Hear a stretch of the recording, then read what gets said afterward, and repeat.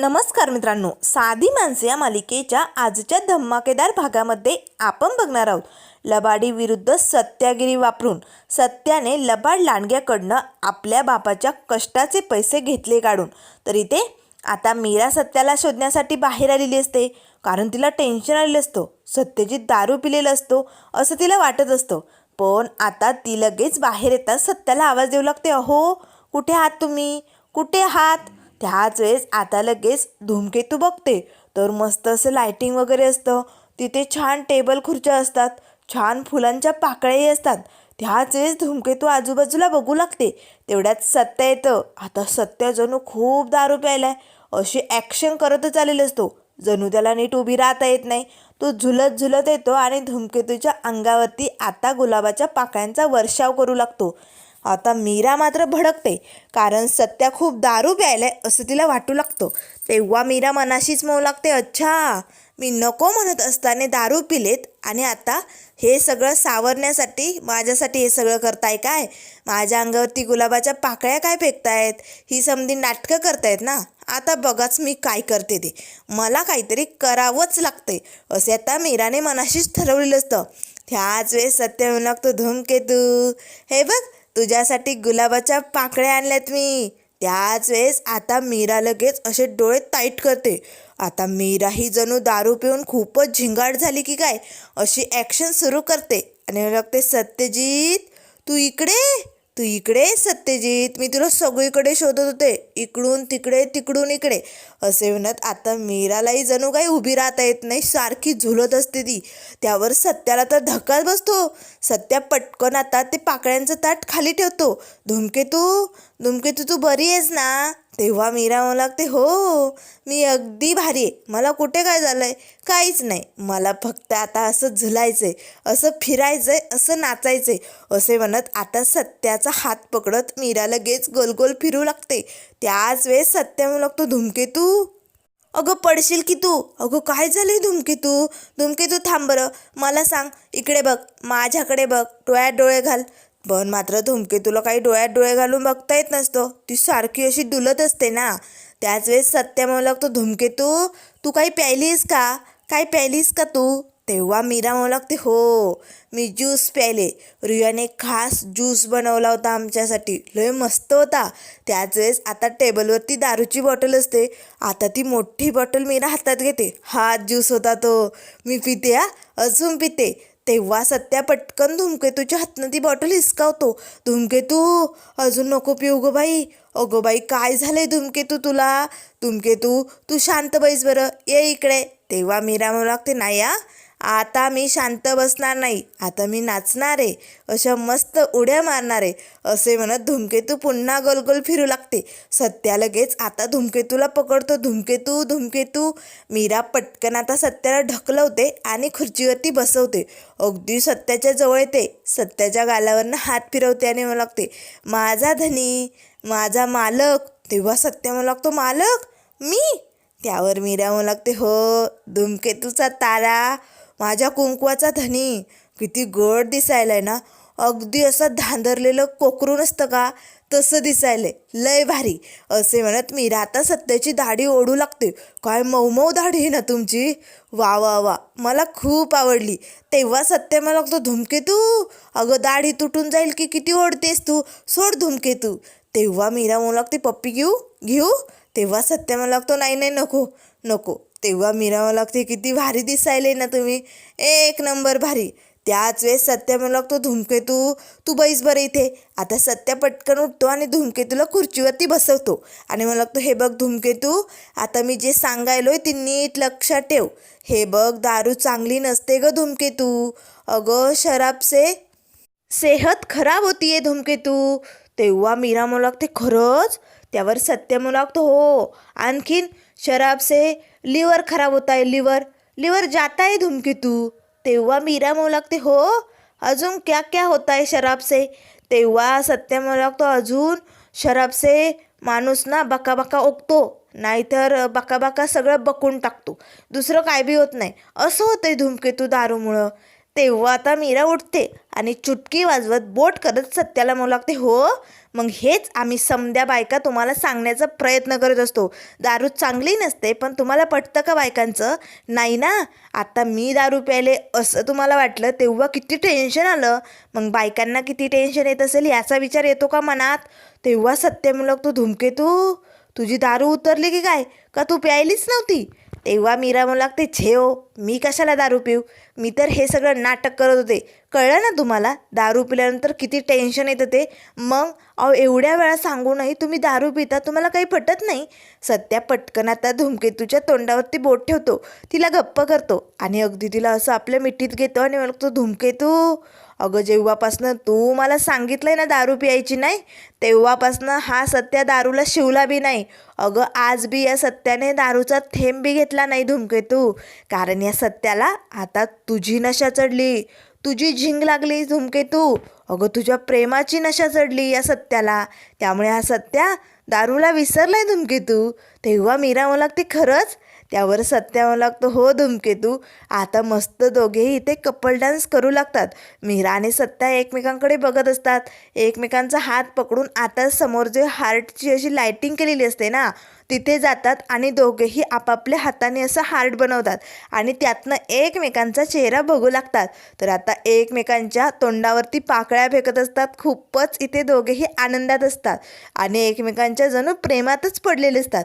पण इकडे घरी आता मात्र बबडी बबड्याला रूममध्ये घेऊन आलेली असते. आता बबड्याचे तर पारच स्क्रू ढिले झालेले असतात. आता देविका त्याला कॉटवरती झोपवते. कॉटवरती पडल्या पडल्या बबड्याचे पाय वर होतात. आता देविका पाय खाली करते, तोपर्यंत इकडनं बबड्या उठून बसलेला असतो. देविकाला काय करावं, या माणसाला कसं झोपवावं ना काही कळत नाही. आता देविका पटकन त्याच्या पायावरती मारते. आता उठायचं नाही हं, गपचूप गुमानं झोपायचं, उद्या भेट मग दाखवते तुला. त्याच वेळेस पंकज लागतो, कोण आहेस तू, कोण आहेस आधी मला सांग, असे म्हणत पंकज आता देविकाचा हात पकडतो. तेव्हा देविका म्हणू लागते, पंकज आता तू आराम करा, मग उद्या सकाळी सांगेन मी कोण येते. तेव्हा पंकज लागतो, नाही मी झोपणारच नाही आहे, मग तू लवकरात लवकर सांग तू कोण आहे. तू जर सांगितलं नाही ना तर मी झोपणार नाही. तेव्हा देविका म्हणू लागते, पंकज आता मी मारे ना तुला, डोक्यात जाऊ नको. तेव्हा पंकज म्हणू लागतो, तुला एक सांगू का, माझ्या बायकोला सांगू नको मी इथं लपून बसलो इथे, ती खूप डेंजर बाई आहे. तेव्हा देविका तर पंकजकडेच बघू लागते. त्याच वेळेस पंकज लागतो, हो सारखी चिडचिड करत असते, रागराग करत असते आणि थोडं काही झालं की नुसती धुसफूस करत असते, मला सारखी मला त्रास देत असते आणि अशी मारते ना चटाचट, मला काय सांगू. त्याच वेळेस आता देविका पंकजला चिमटे घेते आणि मला लागते, पंकज. तेव्हा पंकज लागतो, अशीच आहे माझी बेबी, अशीच चिमटे घेते तुझ्यासारखी, एक नंबरची भामटी, अक्कल नाही आहे तिला. त्याच वेळेस आता देविकाला राग येतो. तेव्हा देविका म्हणू लागते, पंकज अशी मारेन ना तुला आता मी, गपचूप झोपा. तेव्हा पंकज रडू लागतो, अरे बापरे तू तर लय डेंजर आहे, तुझ्यापेक्षा माझी बेबीच बरी, माझी बायकोच चांगली. त्याच वेळेस आता लगेच देविका म्हणू लागते, काय करूया माणसाचं. तेव्हा पंकज पटकन आता तिचा हात पकडतो, मी तुला लाडू देणार नाही तिळगुळ घे आणि गडगड बोल, तिळगुळ घे गोडगोड बोल. त्याच वेळेस देविका म्हणू लागते, काय करू याचं, का सारखं सारखं बडबड करतोय हा, अरे बाबा झोप ना, झोप आता तू आराम कर. तेव्हा पंकज लागतो, खरंच मी आराम करू, असे म्हणत तो आता देविकाच्या मांडीवरती आपलं डोकं टेकवतो आणि मला थापडा, मी झोपतो असे म्हणत. आता देविकाला मात्र या पंकजचा खूपच राग आलेला असतो. तर इथे आता दुसऱ्या दिवसाची सकाळ झालेली असते. सकाळी सकाळी सत्या, मीरा, रवी, रिया आता ब्रेकफास्टसाठी टेबलवरती बसलेले असतात. आता मात्र सत्य म्हणू लागतो, धूमकेतू, रव्या अरे बघा ना, आपण एवढी दारू पाजली या पंकजला, पण एक शब्दही इकडचा तिकडं बोलला नाही रे, काहीच उपयोग झाला नाही. तेव्हा लगेच आता रवी म्हणू लागतो, हो ना, आपला सगळा प्लॅन व्यर्थ गेला.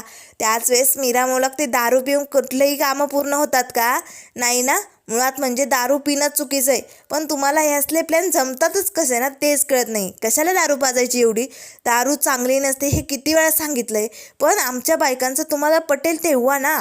त्यावर लगेच आता रिया म्हणू लागते, बघ बघ रवी, मी म्हणत होते ड्रिंकबद्दल काही प्लॅनिंग करू नका, पण नाही, तुम्ही माझं ऐकलं नाही आणि शेवटी काय झालं, हातात काहीच आलं नाही, फक्त दारू पिले तुम्ही.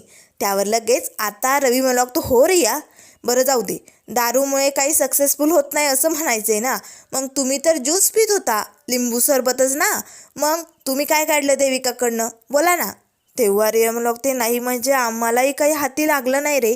त्याच वेळेस रवी म्हणू लागतो, नाही ना, मग दारूला दोष कशाला देताय, जाऊ द्या सोडून. त्याच वेळेस सत्या म्हणू लागतो, अरे आपल्या आपल्यात कशाला भांडणं करतायत, अरे द्या सोडून तो कालचा विषय, आता पुढे काय करायचं ते बघावं लागेल.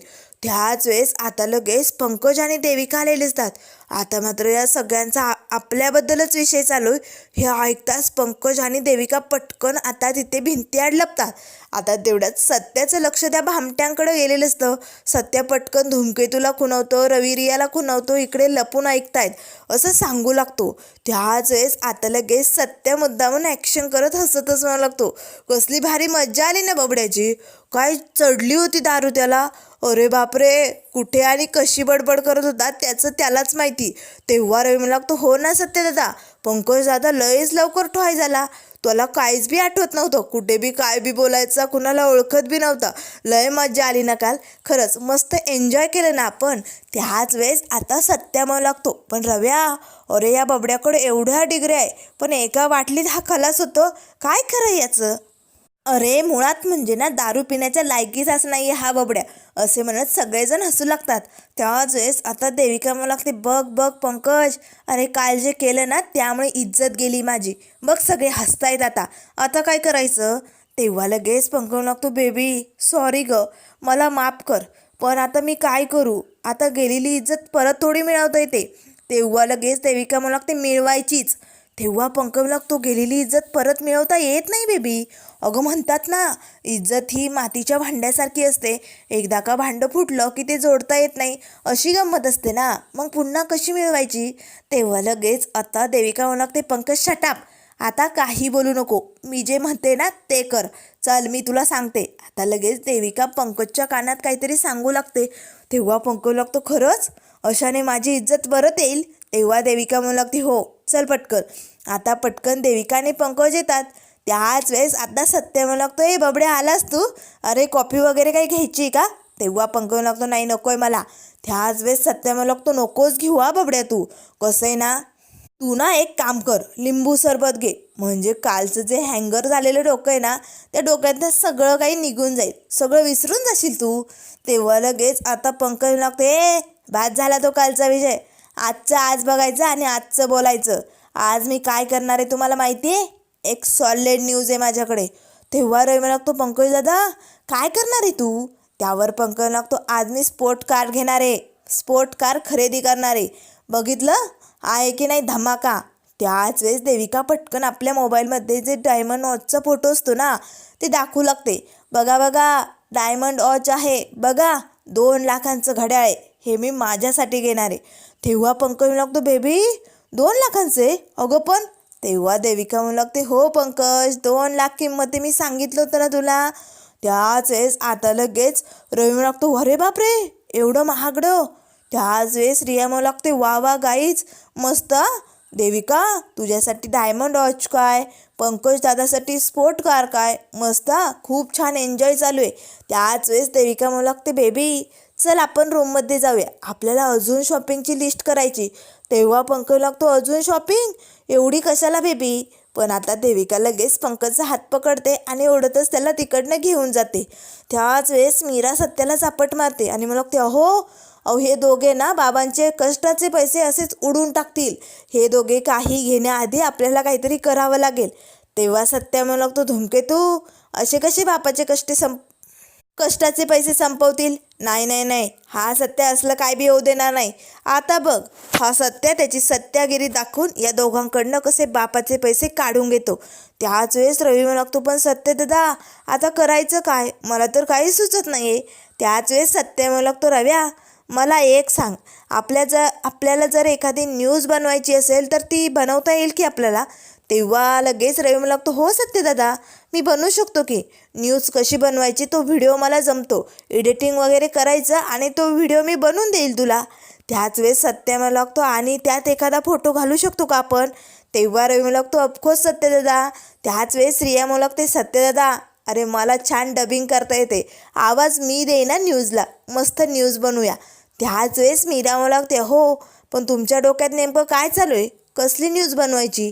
तेव्हा सत्य मला लागतो, धूमकेतू आता आपलं मिशन बबड्याचा बँड वाजवायचं सुरू. आता या बबड्या आणि बबडीचा खेळ संपवायचा आणि बापाचे पैसे यांच्याकडनं काढून घ्यायचे. चला लागा कामाला, बँड वाजलाच पाहिजे. असे म्हणत आता लगेच सत्या, मीरा आणि रवी, रिया सत्या आणि मीराच्या रूममध्ये आलेले असतात. त्याच वेळेस आता लगेच इथे रवीचं लॅपटॉपवरती न्यूज बनवायचं काम चालू असतं. तर इकडे आता मीरा काही लिखाण लिहित असते. तेव्हा सत्य मला लागतो, धूमकेतू अगदी बरोबर चालू आहे. रव्या तुझं व्यवस्थित आहे ना? तेव्हा रवी मला लागतो, काळजी करू नको सत्यदादा, अरे तू म्हणतोयस ना अगदी तशी न्यूज तयार होणार आहे. तर इथे रियाचं आता डबिंगचं काम चालू असतं. अगदी सगळ्यांनी तयारी करून आता एक छान अशी न्यूज बनवलेली असते. तर इकडे आता मीरा सगळं काही झाल्यानंतर सत्याला म्हणू लागते, हो या समध्याने मात्र काम होईल ना? त्यावर सत्य अशी आपल्या गळ्यातली चैन फिरवतो. धूमकेतू सत्याची सत्यागिरी बघ, लाबाडीचं काम पूर्णच करणार आणि बँड वाजवणारच. आज काय बी करून बापाचे पैसे त्याला भेटणार असे आता सत्याने ठरवलेलं असतं. तर त्यानंतर आता दुपारची वेळ असते. सुधाकर भाऊ आणि निरूपा हॉलमध्ये बसलेले असतात. तेवढ्यात पंकज आणि देविका बाहेर निघालेले असतात. त्याच वेळेस निरूपा मला लागते, पंकज थांब, कुठे चाललायत? आणि पंकज मला पटकन उत्तर दे या. तेव्हा पंकज म्हणू लागतो, मम्मा काय झाले तुला, सगळं काही ठीक आहे ना? तेव्हा निरूपा म्हणू लागते, समजा काही ठीकच आहे, पण जे काल झालं ना ते पुन्हा व्हायला नको म्हणून विचारते. नाही म्हणजे तू बिझनेस काय करणार आहे, काही ठरवलं का? तेव्हा पंकज लागतो, मम्मा अगं 100 आयडियाज आहे माझ्या डोक्यात, एखादी अशी काढायची आणि असा बिझनेस सुरू करायचा, त्यात तरी काय? त्याच वेळेस देविका म्हणू लागते, आई तुम्हाला एक सांगू का, पंकज आज स्पोर्ट कार खरेदी करणार आहे. तेव्हा लगेच निरूपा खूपच खुश होते आणि मला लागते, खरंच? अरे बापरे, बरं पंकज घ्या, मस्त गाडी घे. अरे माझं स्वप्नच होतं अशी मस्त लाल रंगाची गाडी घ्यावी. पंकज आज तू ते स्वप्न पूर्ण करतो या, एक नंबर भारी. त्याच वेळेस आता लगेच बाहेरनं सत्या ओरडतच येतो, बाप आजी, रवी, रिया समधेजण बाहेर या. तेव्हा लगेच सगळेजण हॉलमध्ये येतात. त्याच वेळेस निरूपा मला लागते, ओरडायला काय झालंय, काय सांगायचंय, बोल ना पटकन. तेव्हा सत्य मला लागतो, निरूपा अगं सांगू काय, सगळ्यांना ऐकून शॉक लागणार आहे, वाट लागणार आहे समध्यांची आणि तसा आनंदही होणार आहे. तेव्हा सुधाकर भाऊ लागतात, काय वाट लागणार आहे आनंद होणार आहे, नेमकं काय म्हणायचं सत्यजित? तेव्हा सत्य म्हणू लागतो, बाप अरे ह्या बबड्याची ती गर्लफ्रेंड नव्हती का 35 लाख घेऊन पळालेली, सारिका म्हात्रे, अरे एका बँक रॉबरीमध्ये ती पकडली गेली. अरे तिच्याकडनं बँकचे सगळे पैसे काढून घेण्यात आलेत, तिला अटक झाली. आणि बाप एवढंच नाही तर तिने तिच्या एका साथीदाराला 35 लाख ट्रान्सफर केलेत आणि आता पोलीस त्या साथीदाराला शोधत आहेत. आता मात्र ही बातमी ऐकताच पंकज आणि देविकाचे लाईट लागलेले असतात, कारण बँक रॉबरी म्हटल्यानंतर पोलीस तर तपास करणारच. पंकज मात्र घाबरतो आणि बेबीकडे बघू लागतो. त्याच वेळेस आता सत्या म्हणू लागतो, तुम्हा समध्यांना खोटं वाटतंय का, थांबा मी दाखवतो, आत्ता न्यूज पण आली. त्याच वेळेस सत्या पटकन आपला मोबाईल काढतो आणि आता जी डबिंग करून रियाने आवाजात न्यूज बनवलेली असते, हे जे काही कष्ट केलेले असतात रवी, रिया आणि मीराने, ते समधे काही यशस्वी झालेले असतात. आता मात्र अगदी हुबेहूब टी व्हीवरती न्यूज चालू आहे की काय असं वाटू लागतं. आता मात्र त्यात सांगितलेलं असतं, लवकरात लवकर तो 35 लाख ढापणारा तिचा दोस्तही आता पकडला जाणार आहे आणि त्यालाही खडी फोडायला लावणार आहे. आता मात्र पंकजला मोठा धक्का बसतो, अरे बापरे, म्हणजे ते बँक रॉबरीचे पैसे आहेत, अरे बापरे, आता तर हे पैसे जर माझ्याकडे हे कळलं ना तर माझी वाट लागणार आहे. त्याच वेळेस सत्या मला लागतो, बाप आता ती सारिका पकडली, एकदा का तिचा हा दोस्त पकडला ना की 35 लाख पोलीस त्याच्याकडनं काढून घेणार. तेव्हा लगेच आता निरूपा म्हणू लागते, बरं झालं ती पोरगी पकडली, अरे दाखव मला फोटो दाखव तिचा, अरे ही तर आपल्या घरी आली होती रियाची मैत्रीण बनून, तरी मी म्हणत होते या पोरीला मी कुठेतरी पाहिलंय, ही भामटाड होती काय ती मांजर, सोडणार नाही, एकदा भेटू दे ती मला, नाही तिला अशी चापकाचे फटके दिले ना तर नावाची निरूपा नाही, आणि ते पण चाबूक असा मिठाच्या पाण्यात बुडवून असे सटासट सपके देणारे, दुसऱ्यांचे पैसे ढापते, तिला लाज नाही वाटत. त्याच वेळेस आता लगेच सत्यावर लागतो, आता ही तर पकडली गेली पण हिचा एक साथीदार 35 लाख घेऊन फरार झालाय, तो पकडला जाणार आहे, मग त्यालाही शिक्षा होणार. तेव्हा लगेच निरुपा म्हणू लागते व्हायलाच पाहिजे. तो साथीदार जरी माझ्या समोर आला ना त्यालाही असे चापकाचे फटके देणारे आणि खालून अशी मिरचीची धुरी देणारे. तेव्हा पंकज म्हणू लागतो मम्मा अगं जे झालंच नाही त्याबद्दल असा विचार का करायचा, अजून तो साथीदार सापडलाय थोडी. तेव्हा सत्या म्हणू लागतो सापडणार, कारण आता सारिकाने कुणाच्या खात्यावरती पैसे ट्रान्सफर केले हे त्यांना मोबाईलवरनं लगेच कळणार आणि मग ज्याच्या खात्यावरती हे पैसे ट्रान्सफर झालेत त्याला पोलीस एका क्षणात पकडणार आणि मग काय बस जेलमध्ये खडी फोडत. आता हे ऐकताच पंकज पटकन धावतच रूममध्ये निघून जातो. त्याच वेळेस त्याच्या पाठोपाठ आता देविकाही जाते. कदाचित त्याला काहीतरी आठवलं असेल, मी आलेच असे म्हणत दोघेही धावत रूममध्ये जातात. तेव्हा निरुपा म्हणू लागते असं काय हा बबड्या, आता तर बाहेर निघाला होता ना, मग रूममध्ये कशासाठी गेलाय. पण सत्या, रवी, रिया आणि मीरा मात्र खूप खुश झालेले असतात, कारण जे व्हायचं होतं ते झालंय. हे दोघेही खूप घाबरलेले असतात. त्याच वेळेस रूममध्ये त्याच पंकज लागतो अरे बापरे बँक रॉबरीचे पैसे, आता माझी वाट लागणार आहे, आता मी खडी फोडायला जाणार आहे. त्याच वेळेस देविका येते आणि म्हणू लागते बेबी हे काय होऊन बसलं रे, अरे त्या सारिकाने जे आपल्याला 35 लाख दिलेत ते बँक रॉबरीचे आहेत, आता पोलीस आपल्याला सोडणार नाही रे. तेव्हा पंकज लागतो बेबी मला जेलमध्ये नाही जायचं, मी समजे 35 लाख ना तुझ्या खात्यावरती ट्रान्सफर करतो. तेव्हा देविका म्हणू लागते नाही असं काही करायचं नाही, माझ्या खात्याला टचही करायचं नाही माझ्या अकाउंटला टच करू नको, हे बघ ते पैसे तुझ्याकडेच राहू दे. तेव्हा लगेच पंकज लागतो नाही मी माझ्या खात्यावर नाही ठेवू शकत हे पैसे, अरे मी जर खडी फोडायला गेलो तर जेलमध्ये असा खडी फोडताना रांधे फोडताना दिसतोय ग देविका मी, मला नाही मला नाही जायचं आहे जेलमध्ये, मी कसा दिसेल तिकडे, नाही मला सगळं चित्र डोळ्यासमोर दिसतंय. तेव्हा देविका आता आपल्या ओढणीने पंकजचा असा घाम पुसू लागते आणि लागते बेबी तू काळजी करू नको, खडी फोडून तू दमला ना मी तुला भेटायला येत जाईला. तेव्हा पंकज लागते मूर्ख बाई वेळ लागलाय का तुला, काय तर म्हणे खडी फोडून दमला का, मला जेलमध्ये जायचं नाही मला हे पैसे नको आहेत, मला काय करायचं ते सांग ना आता बेबी, काहीतरी मार्ग काढ ना यावरनं. तेव्हा देविका विचार करू लागते. त्याच वेळेस तिच्या डोक्यात एक भन्नाट आयडिया आलेली असते. तेव्हा ती पंकज लागते पंकज सुचलं काय करायचं हे सुचलं. तेव्हा पंकज लागतो काय करायचं बेबी सांग लवकर. त्याच वेळेस देविका लागते पंकज तसेही हे 35 लाख बाबांच्या मेहनतीचे आहेत ना, त्या सारिकाने बाबांचे पैसे घेतले होते ना, मग तू एक काम कर सगळे पैसे काढ आणि बाबांना आपण देऊन टाकूया तो चेक, म्हणजे आपण गुंतणारच नाही या सगळ्यात. तेव्हा लगेच पंकज लागतो वाह एक नंबर भारी. तर त्यानंतर मित्रांनो पुढील भागामध्ये आपल्याला बघायला मिळेल आता 35 लाखांचा चेक घेऊन बबड्या आणि बबडी घरी आलेले असतात, सगळेजण हॉलमध्ये असतात. तेव्हा लगेच पंकज आता तो 35 लाखांचा चेक आपल्या बाबांच्या हातात देतो आणि लागतो बाबा ही घ्या तुमच्या मेहनतीची कमाई, तुमच्या कष्टाची कमाई. तेव्हा सुधाकर वाहू लागतात पंकज अरे हे पैसे तर देविकाच्या बाबांनी तुला दिलेत ना. तेव्हा पंकज लागतो माझ्या बिझनेसपेक्षा माझ्या बाबांचं कर्तव्य जास्त मोठं आहे आणि ते मी पूर्ण करणार. त्याच वेळेस आता सत्या येतो. आता सत्या जोरात टाळ्या वाजू लागतो. चला ट्रेलर झालाय, अभी तो बहुत बडी पिक्चर दिखणी बाकी आहे, सगळ्यांनी आता विराजमान होऊन घ्या असे म्हणत सगळ्यांना सत्या आता सोप्यावरती बसवतो, बबड्यालाही बसवतो आणि लगेच TV ऑन करतो. आता मात्र टी व्हीवरती जो पिक्चर सुरू झालेला असतो ना तो बघून सगळ्यांना धक्का बसतो, कारण जे पोलीस स्टेशनमध्ये घडलं होतं कसे सारिकाने 35 लाख पंकजच्या खात्यावरती ट्रान्सफर केले आणि त्यानंतर माकडासारखा पंकज कसा उड्या मारत होता आनंदाच्या भरात सगळ्यांना दाखवत होता, हे सगळं आता इथे सत्याने घरच्यांना दाखवलेलं असतं.